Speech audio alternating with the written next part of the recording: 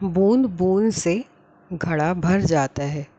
ये कहावत आपने कई लोगों से सुनी हुई होगी कि बूंद बूंद से घड़ा भर जाता है और हमें पता भी नहीं चलता कि हम थोड़ा थोड़ा पाप करके अपने लिए कितना कुछ इकट्ठा कर लेते हैं।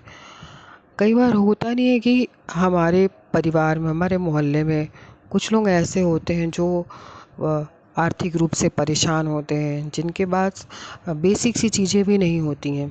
तो पता है क्या होता है ना कि लोग उनका मजाक उड़ाते हैं कि अरे देखो, इसके पास तो एक मोटरसाइकिल भी नहीं है, साइकिल से चला जा रहा है, ढंग के इसके पास कपड़े भी नहीं है, ऐसे ही पुराने कपड़े, जब देखो फटे कपड़े पहने रहता है।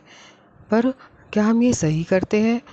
बिल्कुल नहीं। हम ऐसा मजाक उड़ा के भी ना अपना एक पाप का खाता बढ़ा लेते हैं, जो धीरे धीरे ढेर पे ढेर लगता चला जाता है और वो बहुत इकट्ठा हो जाता है। पर जिसके लिए हमने बोल दिया ना, तो वो तो बस एक महज बोलने की बात होती है।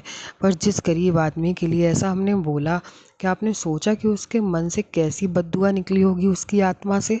कि वो एक तो परेशान है, ऊपर से हम उसे ऐसे उसका मजाक उड़ा के उसे और परेशान कर रहे हैं, तो वो कितनी तकलीफ़ में होगी। इसी से होता है ना कि जो उसके मन से जो बद्दुआ निकलती है ना, वो हमें लगती है।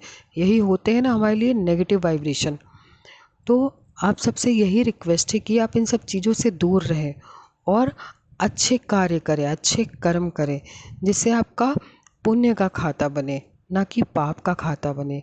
ऐसे धीरे धीरे बहुत कुछ इकट्ठा हो जाता है और फिर हम जब किसी कोई बड़ी समस्या आ जाती है, तो फिर हम परेशान होते हैं और फिर हम बोलते हैं कि हमने ऐसा क्या किया कि हम इतना परेशान हैं, क्यों हम झेल रहे हैं।